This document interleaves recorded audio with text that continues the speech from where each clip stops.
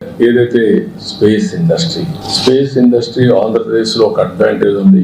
ఆ అడ్వాంటేజ్ కూడా మీరు ఒకసారి చూస్తే శ్రీహరికోట లాంచింగ్ ప్యాడ్ ఉంది. దేశంలో ఎక్కడ లేని ఇన్ఫ్రాస్ట్రక్చర్ ఉంది. దాన్ని అవకాశంగా తీసుకుని ఆ ఏరియాలో ఒక 2000 ఎకరాల్లో ఒక క్లస్టర్ ఒకటి ఏర్పాటు చేసి, ఒక సిటీ ఏర్పాటు చేసి, ప్రైవేట్ సెటిలైట్స్ లాంచింగ్ అంతా అక్కడ మ్యానుఫ్యాక్చరింగ్ లాంచింగ్ రెంట్ కూడా పోతున్నాం బై యూజింగ్ శ్రీహరికోట. దాన్ని కూడా నేను రిక్వెస్ట్ చేశాను, అది కూడా వర్కౌట్ చేస్తున్నాను.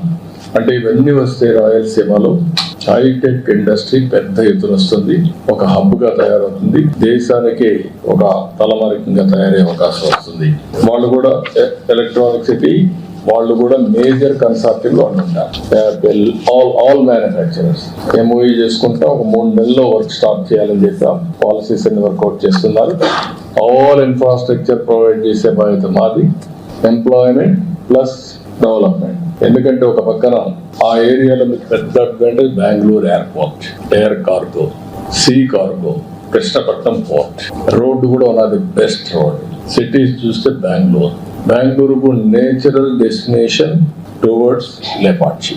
బట్ ఇన్ అడ్వాంటేజెస్ ఉన్నాయి కాబట్టి they are also showing interest. ఇది పెద్ద హబ్ గా తయారు చేస్తాం. That is where we are working. ఇది కాకుండా ఇంకొక పక్కన నేను ఇప్పుడే డిఫెన్స్ మినిస్టర్ తో మాట్లాడినప్పుడు భారత్ ఎలక్ట్రానిక్స్ లిమిటెడ్ పాలసముద్రం అనంతపురం జిల్లాలో ఉంది. దీన్ని కూడా లాజికల్ గా తీసుకుపోవాలి. మొన్నే అన్ని ఇన్సెంటివ్స్ ఇచ్చాం, లాజికల్ గా తీసుకుపోవాలని చెప్పి అడిగాను. దాన్ని కూడా వర్కౌట్ చేస్తామన్నారు. ఇంకొక పక్కన యుఏటిఎన్ఎల్, అదే మరిగా మిథాని అండ్ నాల్కో, వీళ్ళందరూ కూడా 60,000 TPA high end aluminium alloys production plant నెల్లూరులో ఉంది. దానికి కూడా అన్ని క్లియరెన్స్ ఇచ్చాం. దాన్ని తొందరలో అమలు చేయమని చెప్పి రిక్వెస్ట్ చేశాను. ఇంకొక పక్కన ఇవి కాకుండా ఏదైతే మనకు నాగాయలంక ఇప్పుడు మిసైల్ టెస్ట్ రేంజ్ మొన్నే ఇచ్చారు. అంత మునిపే మిసైల్ టెస్ట్ రేంజ్ ఫెసిలిటీస్ సూర్యలంకలో వచ్చాయి. ఈ 2 వచ్చిన తర్వాత డోనకొండ ఎయిర్ స్పేస్ తయారు చేయడానికి ఎయిర్ ఫోర్స్ ని IAF అని తీసుకోమని అక్కడ డెవలప్ చేయమని కోరాం. ఒక స్ట్రాటజిక్ లొకేషన్ గా తయారవుతుంది.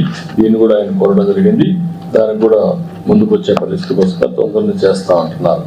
విశాఖపట్నం కూడా మీరు చూస్తే naval equipment and weapons testing facility పెట్టమని, ఏదైతే ఈస్టర్న్ నేవల్ కమాండ్ ఉంది కాబట్టి అక్కడ national advance of sure base పెట్టుకొని ఇవన్నీ డెవలప్ చేయమన్నాం.